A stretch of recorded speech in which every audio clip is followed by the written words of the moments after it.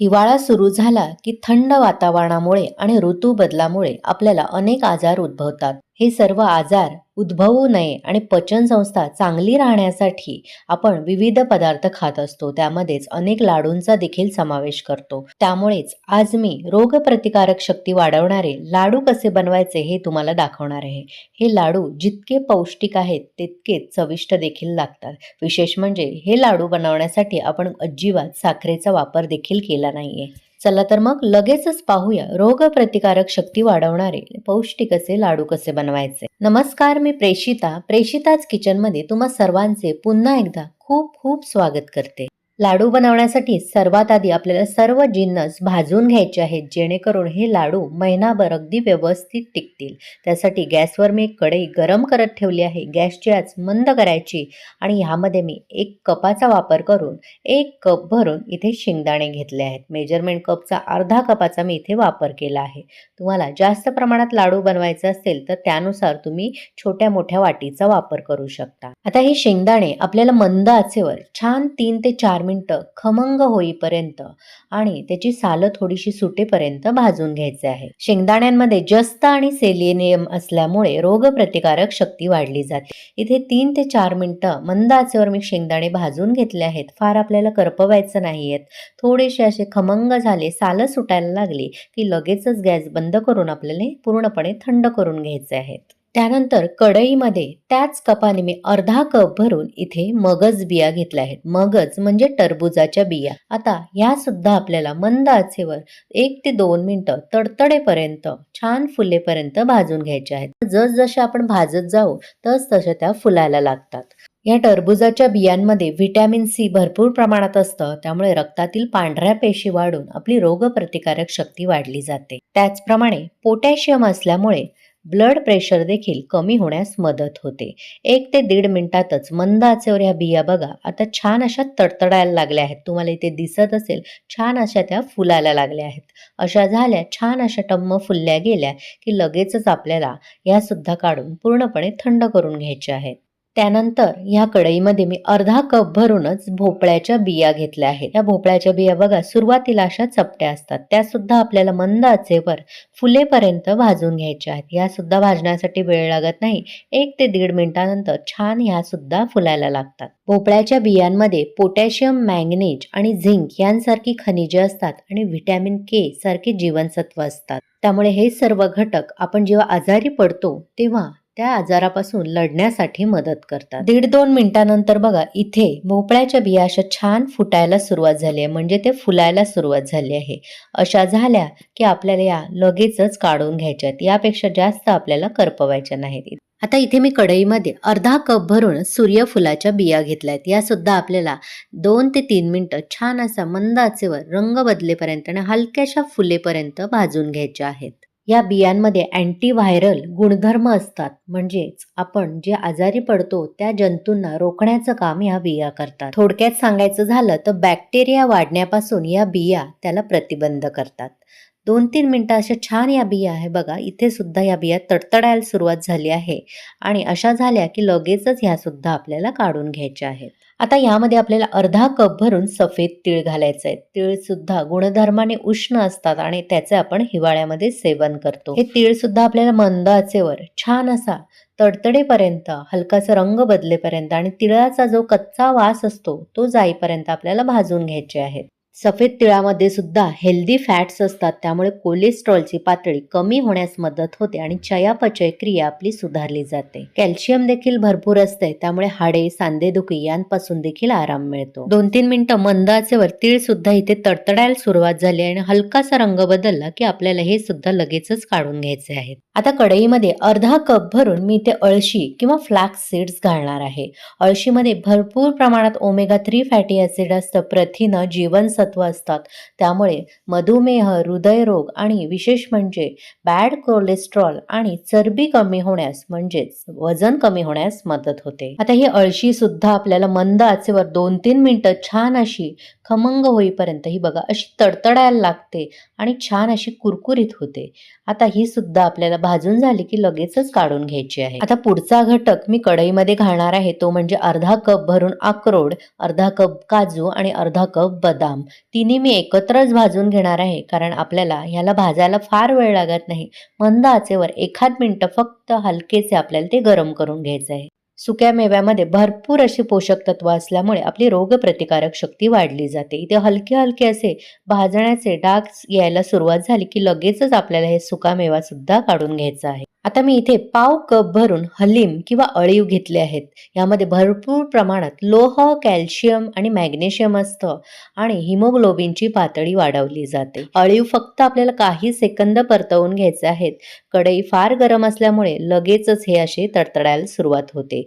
जास्त आपल्याला करपवायचं नाही तर त्याचा कडवटपणा वाढू शकतो. त्यानंतर आता मी कढईमध्ये त्याच कपाने इथे 10 कप भरून मखाणे घेणार आहे. यामध्ये भरपूर प्रमाणात फायबर असतं, त्यामुळे आपली पचनक्रिया सुधारते आणि वजन कमी होण्यास मदत होते.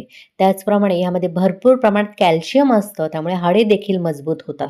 आता इथे मखाणे मी अर्धा कपच्या मापाने 10 कप घेतले आहेत आणि वजनामध्ये 100 ग्रॅम. आता हे आपल्याला मंद आचेवर 5 ते 6 मिनिटं कुरकुरीत होईपर्यंत भाजून घ्यायचं आहे. आता त्याच कपाने इथे 2 कप भरून मी सुकं किसलेलं खोबरं घेतलं आहे. हे खोबरं सुद्धा आपल्याला मंद आचेवर छान असं सोनेरी रंग येईपर्यंत आणि कुरकुरीत होईपर्यंत भाजून घ्यायचं आहे. सुकं खोबरं रोज चावून खाल्ल्याने रोगप्रतिकारक शक्ती आपली वाढली जाते.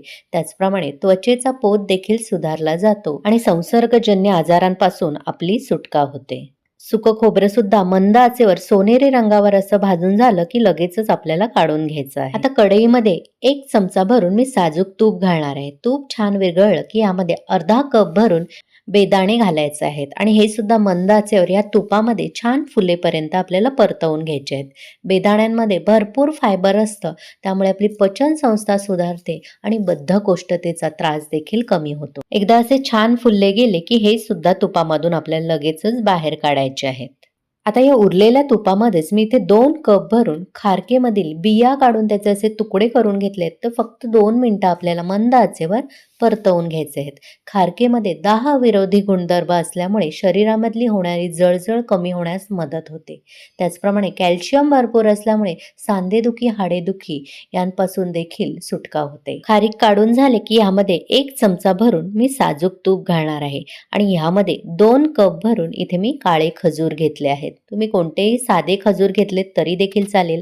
त्यामधल्या बिया मी काढून घेतल्या आहेत आणि हे खजूर फक्त आपल्याला 2 मिनिटं मंद आचेवर परतवून घ्यायचे. थोडेसे मऊ झाले की लगेचच आपल्याला काढून घ्यायचे आहेत. असेच खजूर जर आपण लाडूमध्ये वापरले तर लाडू फार काळ टिकणार नाही, त्यामुळे फक्त 2 मिनिटं आपल्याला हे परतवून घ्यायचे आहे. आता कढईमध्ये 1 मोठा चमचा भरून खसखस फक्त अर्धा मिनिट मी भाजून घेणार आहे. थोडीशी तडतडायला लागली की लगेचच आपल्याला ती काढून घ्यायची आहे.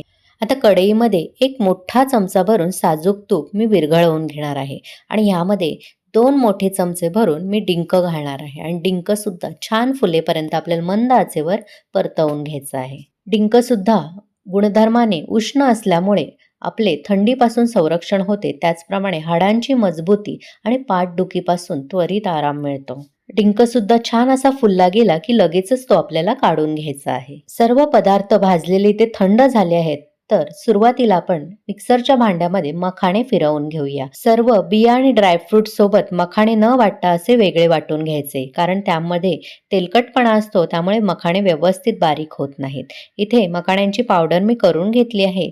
आता बाकीचे सर्व भाजलेले जिन्नस आपण एक एक करून मिक्सरला बारीक करून घेऊया. इथे मी शेंगदाणे आणि सर्व बिया ज्या भाजलेल्या आहेत त्या एकत्र करून मिक्सरमध्ये एकदा फिरवून घेणार आहे. त्याचबरोबर इथे एकत्रच आपण ड्रायफ्रुट्स, अळीव, डिंक, खसखस जे आपण तुपामध्ये तळून घेतलेलं ते सुद्धा यामध्ये एकत्रच फिरवून घ्यायचं आहे.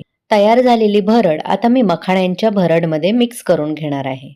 आता मी मिक्सरला जे भाजलेलं सुकं खोबरं आहे ते थोडंसं पल्स मोडवर मिक्सर चालू बंद करून फिरवून घेणार आहे आणि ते सुद्धा एकत्रच ह्यामध्ये घालणार आहे. मी किसलेलं सुकं खोबरं थोडंसं जाडसर किसलेलं, त्यामुळे मी मिक्सरला फिरवून घेतलं आहे.